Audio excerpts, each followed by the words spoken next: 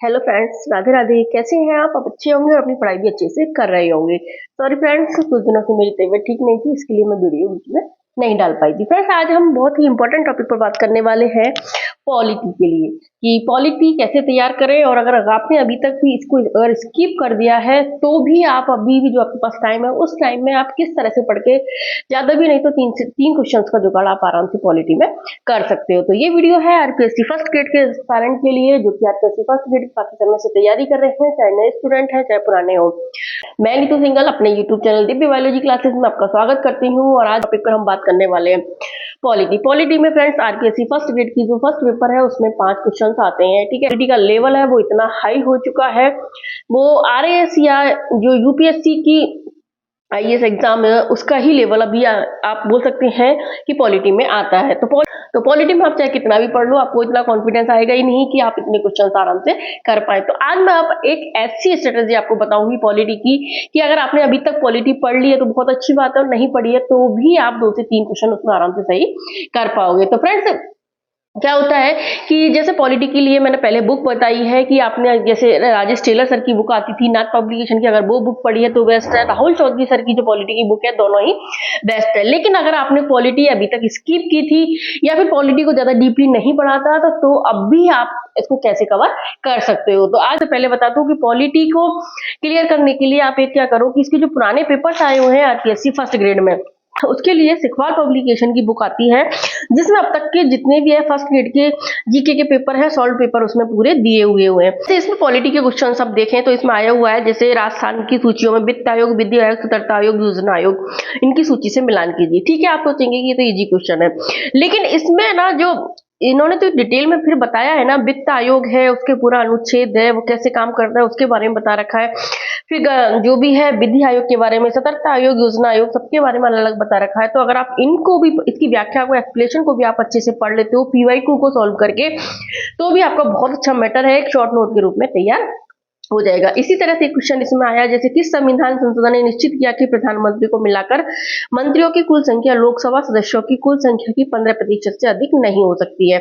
तो ये जो 91 संविधान है या 91 संविधान है 2003 में 2 दिया उसके बारे में पूरी डिटेल उन्होंने बता रखी है, जिसमें मंत्री परिषद के बारे में थोड़ा बहुत बताया हुआ है। तो आप वैसे मेरा कहने का मतलब है कि ये जो पीवाईक्यू सॉल्व कर लो आप 2025 तक के जो भी पीवाईक्यू है फर्स्ट ग्रेड के है ना, उन पीवाईक्यू के साथ जो उनकी डिटेल दे रखी है उन डिटेल को भी आप साथ में पढ़ सकते हो। कर सको तो आपको 2020 तक 25 2022 2020 तक के जो पेपर्स हैं उन पेपर को के जो पीवाईक्यू उनको सॉल्व कर लो और पीवाईक्यू को सॉल्व करके जो भी क्वेश्चन पहले आए हुए हैं उन क्वेश्चन को आप हल कर सकते हो, क्योंकि इसका हमेशा से ही जो क्वेश्चन है जैसे 2022 2025 में तो मोस्टली डीपली या जो स्टेटमेंट के रूप में ही क्वेश्चन पूछे जा रहे हैं। तो भारत के राष्ट्रपति की निषेधात्मक शक्ति के बारे में तो पूरा निषेधाकार शक्ति है उसके बारे में इसमें पूरा बताया गया है।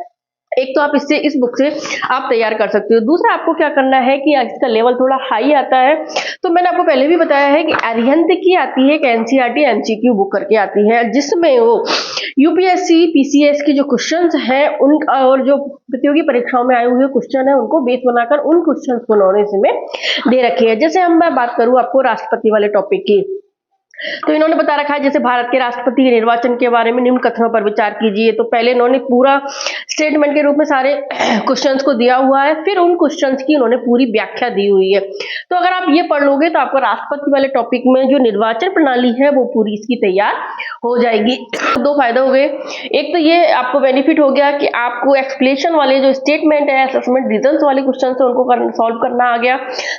दूसरा आपका है जो राष्ट्रपति के है शॉर्ट नोट्स है वो तैयार हो जाएंगे। तो आप जैसे एक और क्वेश्चन देख लें, निम्न कथन एक कारण आर को पढ़िए और नीचे दिए गए कूट की सहायता से सही उत्तर का चुनाव कीजिए। तो सशस्त्र बलों का सर्वोच्च सेनापति राष्ट्रपति है, सर्वोच्च सेनापति के रूप में राष्ट्रपति की शक्तियां विधायी नियंत्रण से स्वतंत्र है। तो इस तरह से इसमें अब इन्होंने बताया कि ए सही है किंतु आर गलत है। फिर इसकी पूरी एक्सप्लेनेशन दे रखी है।